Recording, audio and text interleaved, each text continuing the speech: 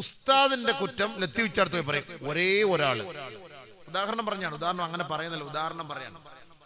പള്ളിയിലെ പ്രസിഡന്റിനോട് പോയിട്ട് ഉസ്താദിനെ കുറ്റം പറയും. നിങ്ങളെ കുറിച്ച് നിങ്ങളുടെ ഇമാമ് വളരെ മോശമായിട്ടാണല്ലോ പറയുന്നത്. നല്ല മനുഷ്യനായിരിക്കും, ഉസ്താദിനൊക്കെ എപ്പോഴും അത് രാവിലെ കട്ടൻ ചായക്കോ ചേർന്നിരുന്ന് കുടിക്കും, ബിസ്ക്കറ്റൊക്കെ തിന്നുന്ന മനുഷ്യനാണ്. എന്നിട്ട് പോയിട്ട് വിത്തിനെ പറഞ്ഞു കൊടുക്കും. ലത്തീഫ് ഉച്ചാടേന്ന് ഇവിടെ വന്ന് തിന്നിട്ട് ഇവിടെ വന്നിട്ട് പറയും, ഉസ്താദ് നിങ്ങളെ കുറിച്ച് ലത്തീഫ് ഉച്ച മോശമായിട്ട് പറയുന്ന, അടുത്ത മാസം നിങ്ങളെ മാറ്റുമെന്നാ തോന്നുന്നത്, സംഭവം കണ്ടിട്ട് അങ്ങനെയാണ്, നിങ്ങളെ എവിടുന്ന് വണ്ടി വിടാൻ തീരുമാനിച്ചിട്ടുണ്ട്. എൻ്റെ അടുത്ത് അങ്ങനെ സംസാരിച്ചിരുന്നു.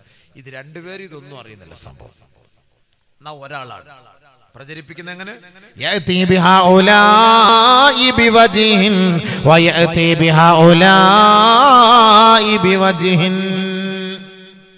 മീഡിയകളിലൂടെ ഇങ്ങനെയാണല്ലോ ഒരു മനുഷ്യനെ കൊണ്ട് എങ്ങനെ വേണമെങ്കിലും എന്തും ചെയ്യിക്കാം. വലത് കൈ കൊണ്ട് വെള്ളം കുടിക്കുന്ന മനുഷ്യനെ ഇടത് കൈ കൊണ്ട് വെള്ളം കുടിപ്പിക്കുന്ന ആട്ടാക്കും. വലത് കൈ കൊണ്ട് ഭക്ഷണം കഴിക്കുന്നതിനെ ഇടത് കൈ കൊണ്ട് ഭക്ഷണം കഴിക്കുന്നവനായിട്ട് മീഡിയക്കകത്താക്കി കൊടുക്കും. ആവശ്യമില്ലാത്ത പരിപാടികളൊക്കെ ചേർത്ത് വെച്ചു കൊടുക്കും. എന്നിട്ട് നിസ്കരിക്കാനും വരും, നോമ്പ് കുടിക്കാനും വരും, ഇബാദത്തെടുക്കാനും വരും. അപ്പൊ ഇവിടെ വരുമ്പോ ഒരു മുഖം, അവിടെ മീഡിയക്കകത്ത് കയറുമ്പോൾ മറ്റൊരു മുഖം. അപ്പൊ ആരായിവൻ? ഇവൻ ജനങ്ങളിൽ ദുഷിച്ചവനാണ്, നികൃഷ്ടനാണ്. നബിയുനാ റസൂലുള്ളാഹി ഇവനെ കുറിച്ച് അല്ലാഹുവിന്റെ റസൂൽ പറഞ്ഞ വാക്കെന്താ? വൻ കാന ദാ ലിസാനൈൻ ഫഇന്നല്ലാഹ യജഅലു ലഹു ലിസാനൈൻ മിന്നാർ. ആരെങ്കിലും ദുനിയാവിൽ രണ്ട് നാവോടുകൂടി സഞ്ചരിച്ചാൽ, രണ്ട് മുഖഭാവത്തോടുകൂടി സഞ്ചരിച്ചാൽ, നാളെ ആഖിറത്തിൽ അല്ലാഹു സുബ്ഹാനഹു വ തആല നരകത്തിന്റെ തീയാലുള്ള രണ്ട് നാവ് ഇവന് നൽകുമത്രേ.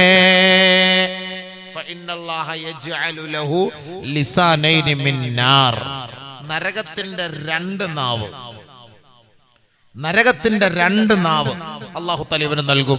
നബിയുനാ ശഫീഉനാ റസൂലുള്ളാഹി. അതുകൊണ്ട് ഒരാളുടെ ഐബ് നമ്മൾ മറ്റുള്ള മുന്നിൽ വെളിപ്പെടുത്താൻ പാടില്ല. അല്ലാഹു നമ്മളെ നാണം കെടുത്തി കളയും. ഇതിങ്ങനെ ചുറ്റിത്തിരില്ല, നമീമത്തി എന്ന് പറയും. ഇതിങ്ങനെ വെറുതെ ഇവന്റെ കാര്യം അവിടെ പറയാ, അവന്റെ കാര്യം ഇവിടെ പറയുക, വെറുതെ വാട്സപ്പ് എടുത്ത് ഗ്രൂപ്പ് ഇട്ട് ചുമ്മാ അങ്ങോട്ട് തിരിച്ച് ഇങ്ങോട്ട് തിരിച്ച് ഇങ്ങോട്ട് തിരിച്ച്, ആവശ്യമില്ല, അവിടെ സമയം വേസ്റ്റാണ്. ലാ തുളയ്യൂ ഔഖാതകും ഫഇന്നൽ വഖ്ത ദഹബുൻ വലാ തുളയ്യൂഹാ. സമയം നിങ്ങൾ വേസ്റ്റാക്കല്ലേ, അത് സ്വർണ്ണാണ്. സമയം അമൂല്യ നിധിയാണ്, അമൂല്യ സമ്പത്താണ്. അത് നിങ്ങൾ നഷ്ടപ്പെടുത്തരുത്. ആവശ്യമില്ലാത്ത കടിപിടിക്ക് വേണ്ടി നിങ്ങൾ സമയം ചെലവാക്കാൻ പാടില്ല. നന്മകൾക്ക് വേണ്ടി നിങ്ങൾ ആ സമയം ചെലവാക്കുക. ഇതൊക്കെ നാളെ ആഖിറത്തിൽ അല്ലാഹുവിന്റെ മുന്നിൽ ഇതിന് ചോദ്യമുണ്ടാകും. നിങ്ങൾ ആവശ്യമില്ലാത്ത ചർച്ചയ്ക്ക് വേണ്ടി, തർക്കങ്ങൾക്ക് വേണ്ടിയും നിങ്ങൾ ഇതിനു വേണ്ടി പരിശ്രമിച്ചാൽ തീർച്ച നാളെ ആഖിറത്തിൽ അതിന്റെ നഷ്ടമുണ്ടാകും. നബിയുനാ ശഫീഉനാ റസൂലുള്ളാഹി സ്വല്ലല്ലാഹു അലൈഹി വസല്ലമ തങ്ങൾ പറയുകയാ, അന സഈമുൻ ബിബൈത്തിൻ ഫീ റബദിൽ ജന്ന. സ്വർഗത്തിന്റെ കൊട്ടാരം കൊണ്ട്, സ്വർഗത്തിന്റെ പൂമുഖത്ത് ഞാൻ ഇതാ ഒരു ഭവനം കൊണ്ട് ഞാൻ വാഗ്ദാനം ചെയ്യുകയാ. ഏ ഉമ്മത്തികളെ, നിങ്ങൾക്ക് സ്വർഗലോകത്തൊരു കൊട്ടാരം വേണമോ? ആ കൊട്ടാരം നിങ്ങൾക്ക് നൽകാമെന്ന് ഞാൻ ഇതാ ഉറപ്പ് നൽകുകയാണ്. ഫീ റബദിൽ ജന്ന. അത് സ്വർഗത്തിന്റെ പൂമുഖത്താണ്, സ്വർഗത്തിന്റെ പൂമുഖത്താണ്. ആദരവായ റസൂലുള്ളാഹി സ്വല്ലല്ലാഹു അലൈഹി വസല്ലമ തങ്ങൾ പറഞ്ഞപ്പോ, ആർക്കാണ് ഹബീബ് ഈ സ്വർഗത്തിന്റെ കൊട്ടാരവുമായി അങ്ങ് സാക്ഷ്യം വഹിക്കുന്നത്? ആർക്ക് വേണ്ടിയാണ് നബിയേ? അല്ലാഹുവിന്റെ റസൂൽ പറയുകയാണ്, ലിമൻ തറക്കൽ മിറാ വഇൻ കാന മുഹിഖാ. സത്യമാണ് നീ പറയുന്നതെങ്കിൽ പോലും തർക്കവിതർക്കങ്ങൾ ഒഴിവാക്കണമേ, തർക്കങ്ങൾ ഒഴിവാക്കണമേ. തർക്കങ്ങൾ ഒഴിവാക്കുന്ന വ്യക്തിക്ക് ഞാനിതാ സ്വർഗം കൊണ്ട് സാക്ഷ്യം വഹിക്കുകയാ, ലോകത്തിന്റെ മുത്തേ മുഹമ്മദ് മുസ്തഫ. തർക്കം ഒഴിവാക്കുന്നവർക്ക് എന്തിനാ തർക്കിക്കുന്നത്? എന്തിനാ തർക്കിക്കുന്നത്? ആരാ നാളെ ആഖിറത്തിൽ രക്ഷപ്പെടുന്നത് നമുക്കറിയില്ലല്ലോ. വെറുതെ നമ്മൾ മീഡിയയിലൂടെ ആവശ്യമില്ലാത്ത തർക്കം, അവൻ അങ്ങനെയാണ്, അവൻ ഇങ്ങനെയാണ്, അവൻ ഇങ്ങനെ, മറ്റൊന്നാണ്. ഇപ്പൊ അബൂബക്കർ ഖാസിമിനെ കുറിച്ച് മോശമായിട്ട് പറയാം. ചുമ്മാ ഇങ്ങനെ ഓരോരുത്തർ ഇങ്ങനെ വെറുതെ അങ്ങോട്ട് കുറ്റം പറയാം. സുന്നത്ത് ജമാഅത്തിനെതിരായ ആളാണ്, മറ്റേ ആളാണ്. സുന്നത്ത് ജമാഅത്തിന്റെ അഹലുകാരനാണ്. ഇല്ല, ഞാൻ 10, 5, 6, 7 വർഷമായിട്ട് പോയി കാസർഗോഡ് ഞാൻ ഈ ഭാഗങ്ങളെല്ലാം പ്രസംഗിക്കുന്നു. എല്ലാവരും എന്നെ വിളിച്ചു ഉസ്താദ് നിങ്ങളെ കുറിച്ച് ഇങ്ങനെ ഒരു പരാതി ഉണ്ടല്ലോ അതുണ്ടല്ലോ ഇതല്ലോ. ഇതിനൊന്നും മറുപടി പറയണ ഈ പാവപ്പെട്ടവൻ പോവില്ല.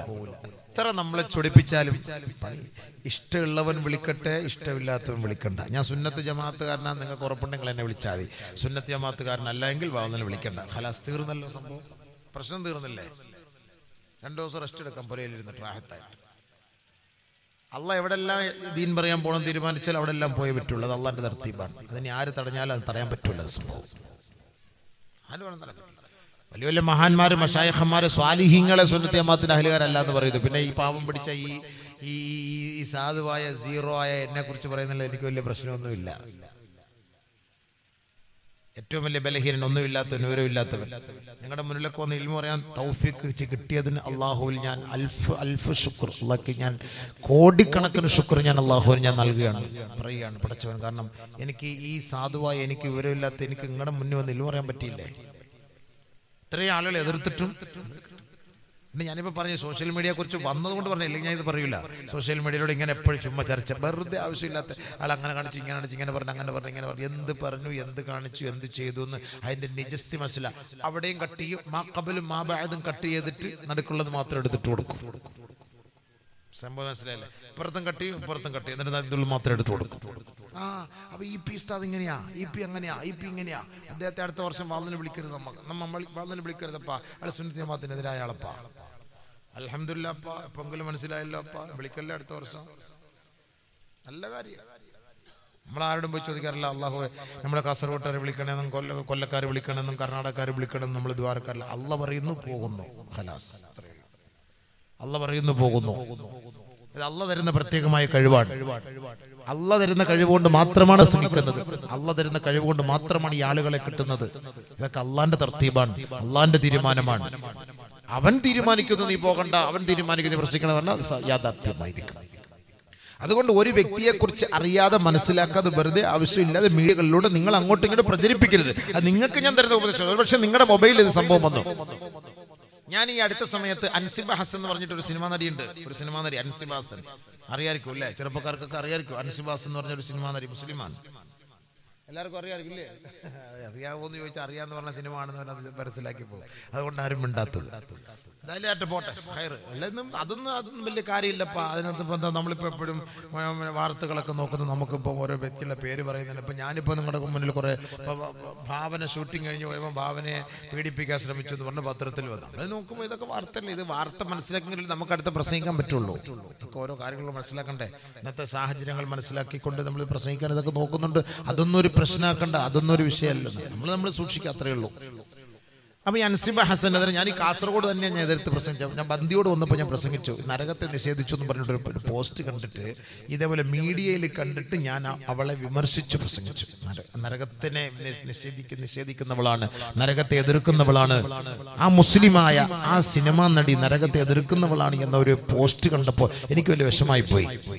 ആരാ പറഞ്ഞത് നരകത്തിൽ പിന്നെ സിനിമ നടിക്കുന്നവർ നരകത്തിൽ പോകുന്ന ആരാ പറഞ്ഞെന്നൊക്കെ ഉള്ള ഒരു തലക്കെട്ടില്, അങ്ങനെ ഒരു എൻഡിങ്ങിൽ ഒരു പോസ്റ്റ് വന്നപ്പോൾ എനിക്ക് വിഷമായി പോയി. ഞാൻ അതിന്റെ നിജസ്ഥിതി മനസ്സിലാക്കാതെ കണ്ട് വളരെ ശക്തമായി ഞാൻ അതിനെക്കുറിച്ച് പ്രതികരിച്ചു.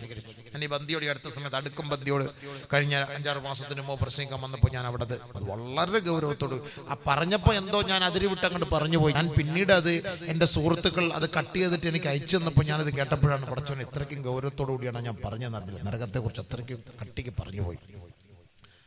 എന്തായാലും അവളുടെ മനസ്സിൽ അതൊരു മാറ്റം ഉണ്ടാക്കി. അവൾ എന്നെ വിളിച്ചു. കഴിഞ്ഞ ഡിസംബർ 31-ാം തീയതി എന്നെ വിളിച്ചു. അവളും വിളിച്ചു. അദ്ദേഹത്തെ അവളുടെ സഹോദരൻ എന്ന പേരിൽ ഒരാളെന്നെ വിളിച്ചു. എന്നെ വിളിച്ചിട്ട് പറഞ്ഞു, എനിക്കാണ് സംഭവം, നിങ്ങൾ ഏതടിസ്ഥാനത്തിൽ ഇങ്ങനെ സംസാരിച്ചത്, അങ്ങനെ ഇങ്ങനെന്നൊക്കെ ചോദിച്ചു. അപ്പൊ അവളും എന്നെ വിളിച്ചിട്ട് പറഞ്ഞു, ഉസ്താദ് ഞാൻ അങ്ങനെ സംസാരിച്ചിട്ടേ ഇല്ല, റബ്ബിനാണ് സത്യം, ആണായിട്ട് പറയും, റബ്ബിനാണ് സത്യം, ഞാൻ അങ്ങനെ പറയാം. ഞാനൊരു ഖുർആൻ ഞാൻ പഠിച്ചവളാണ്, ഞാൻ ഖുർആൻ പഠിച്ചിട്ട് ഞാൻ അതിൽ ഫസ്റ്റ് റാങ്ക് വാങ്ങിയവളാണ്, ഞാൻ ആഖിറത്തെ പേടിക്കുന്നവളാണ്, മരണത്തെ പേടിക്കുന്നവളാണ്, നരകത്തെ ഭയപ്പെടുന്നവളാണ്, ഞാൻ മുസ്ലിമായി ജീവിച്ച് മുസ്ലിമായി മരിക്കാൻ ഞാൻ ആഗ്രഹിക്കുന്നവളാണ് എന്ന് കുറേ കാര്യങ്ങൾ എന്നോട് പറഞ്ഞു. അപ്പൊ ഞാൻ പറഞ്ഞു, ഞാൻ ഇങ്ങനെ പത്രത്തിൽ ഇങ്ങനെ മീഡിയയിൽ കണ്ടപ്പോൾ ഞാൻ പറഞ്ഞു, ഇതാണ് നീ പൊരുത്തപ്പെട്ടവരെ, ഞാൻ ഇൻഷാ അല്ലാഹ് ഇന്ന് തന്നെ ഞാനത് മാറ്റി പറഞ്ഞേക്കാം. ഞാൻ ഡിസംബർ 31-ാം തീയതി എനിക്ക് കോഴിക്കോടായിരുന്നു പ്രസംഗം, ഞാൻ അന്ന് അവിടെ പ്രസംഗിച്ചത്. പിന്നെ പല സ്ഥലങ്ങളിലും ഞാൻ പ്രസംഗിച്ചു. കാരണം നിരപരാധിത്വം നമ്മൾ പറഞ്ഞു, കാരണം നമ്മുടെ ഭാഗത്ത് നിന്ന് വന്നുപോയ അപാകതയാണ്. നാളെ ആഖിറത്തിൽ നമ്മൾ പിടിച്ചു നിർത്തപ്പെടും. അതുകൊണ്ട് ഞാൻ അവൾക്ക് വേണ്ടി ഞാൻ മാറ്റി പറയാം, എന്റെ ഭാഗത്ത് നിന്ന് വന്ന വീഴ്ചയാണ്, ഇനി ഞാൻ ഒരിക്കലും അങ്ങനെ സംസാരിക്കും. അതോടുകൂടി ഞാൻ ഒരു തീരുമാനം എടുത്തു, ഈ മീഡിയയിൽ കാണുന്നത് നമ്മൾ ഇനി പറയാൻ പാടില്ല, പ്രസംഗിക്കാൻ പാടില്ല. ചിലപ്പോൾ ആവശ്യമില്ലാത്തതായിരിക്കും. എന്റെ എതിരാളികൾ എനിക്കെതിരെ എന്തെങ്കിലുമൊക്കെ പോസ്റ്റ് ചെയ്യും, അതെടുത്ത് വെച്ചിട്ട് ഒന്നും അറിയാതെ സംസാരിക്കും. അങ്ങനെ സംസാരിക്കും. നമ്മുടെ ഉസ്താദന്മാര് പണ്ഡിതന്മാരടക്കം അബൂബക്കർ മുസ്ലിയാർ ആരാണെന്ന് എന്നെ പോലും അറിയാത്ത ആളുകൾ എനിക്കെതിരെ ധാരാളം പ്രഭാഷണങ്ങളും ധാരാളം മെസ്സേജുകളും വിടുന്നു. എന്നെ ഇന്നുവരെ കണ്ടിട്ടുമില്ല, സംസാരിച്ചിട്ടുമില്ല. പിന്നെ എന്റെ രഹസ്യങ്ങൾ അദ്ദേഹത്തിന് എങ്ങനെ അറിയാം? എന്റെ ആദർശങ്ങൾ അദ്ദേഹത്തിന് എങ്ങനെ അറിയാം? ഉദാഹരണം പറയാൻ. അപ്പൊ എന്റെ പച്ച ഇറച്ചി തിന്നുമ്പോൾ നാളെ ആഖിറത്തിൽ അള്ളാഹുവിന്റെ മുന്നിൽ അദ്ദേഹം എന്നോട് പൊരുത്തം ചോദിക്കാതെ അള്ളാഹ് അങ്ങനെ പൊരുത്തപ്പെട്ടു കൊടുക്കും. അതുകൊണ്ട് നമ്മൾ ഉലമാക്കളെന്നല്ല, ഒരു വ്യക്തികളെ കുറിച്ചും നമ്മൾ പരാമർശിക്കരുത്, സൂക്ഷിക്കണം. മീഡിയകൾ പ്രത്യേകമായി സൂക്ഷിക്കണം. നിങ്ങൾക്ക് പല ഗ്രൂപ്പുകളുണ്ട്. ആ ഗ്രൂപ്പിൽ ഒരാളെ, ഏത് ഗ്രൂപ്പിലെ ആലിമികളെ ആയാലും കരിവാരി തേച്ച് കൊണ്ടുവരുന്ന മെസ്സേജുകൾ നിങ്ങൾ ഫോർവേഡ് ചെയ്യരുത്, ഡിലീറ്റ് ആക്കി കളയണം. അത് ഞാൻ പറയുന്ന വാക്കാണ്. നമുക്ക് വേണമെങ്കിൽ മനസ്സിലാക്കിയാൽ മതി. അത് ഏത് ഗ്രൂപ്പിലെ ആലിമാകട്ടെ, ഏത് ഗ്രൂപ്പിലെ സഹോദരങ്ങളാകട്ടെ, ഒരു വ്യക്തിഹത്യ നടത്താനുള്ള ഒരു തീരുമാനമാണ് നിങ്ങളുടെ ഈ സോഷ്യൽ മീഡിയകളുടെ പ്രയോജനമെങ്കിൽ, പ്രവർത്തനമെങ്കിൽ, അതിനുവേണ്ടിയാണ് നിങ്ങൾ സമയം മെനക്കെടുന്നതെങ്കിൽ നാളെ അള്ളാഹുവിന്റെ മുന്നിൽ നിങ്ങൾ സമാധാനം പറയേണ്ടി വരും. ഒരു വ്യക്തി ആരാണ്, അദ്ദേഹത്തിന്റെ വ്യക്തിത്വം എന്താണ്, ഇത് നമുക്കറിയില്ല, അറിയുകയില്ല. നമ്മൾ വിചാരിക്കും ഞാൻ നല്ലവനാണ്, ഞാൻ നല്ലവനായതുകൊണ്ടാണ് ഞാൻ മറ്റുള്ളവനെ കുറ്റം പറയുന്നത്. ഇല്ല. നബിയുനാ റസൂലുള്ളാഹി സ്വല്ലല്ലാഹു അലൈഹി വസല്ലമ തങ്ങളുടെ കാലഘട്ടത്തിൽ ഒരു സ്വഹാബി വഫാത്തായി കിടക്കുകയാ. സ്വഹാബാക്കൾ എല്ലാവരും ആ മയ്യത്തിന്റെ അരികിലേക്ക് പോവുകയാണ്. തൗഫിയ റജുലുൻ മിനസ് സ്വഹാബ, അല്ലാഹുവിന്റെ റസൂൽ സ്വല്ലല്ലാഹു അലൈഹി വസല്ലമ തങ്ങളും ആ മയ്യത്തിന്റെ അരികിലേക്ക് എത്തുകയാണ്. ഒരു സ്വഹാബി കടന്നു വന്നിട്ട് പറയുന്നു, ഫഅബ്ശിർ ബിൽ ജന്നാ നബിയേ, ഇദ്ദേഹത്തിന് സ്വർഗ്ഗം കൊണ്ട് സന്തോഷ വാർത്ത അറിയിക്കൂ ഹബീബേ, സ്വർഗ്ഗം കൊണ്ടുള്ള സന്തോഷ വർത്തമാനം അറിയിക്കൂ ഹബീബേ.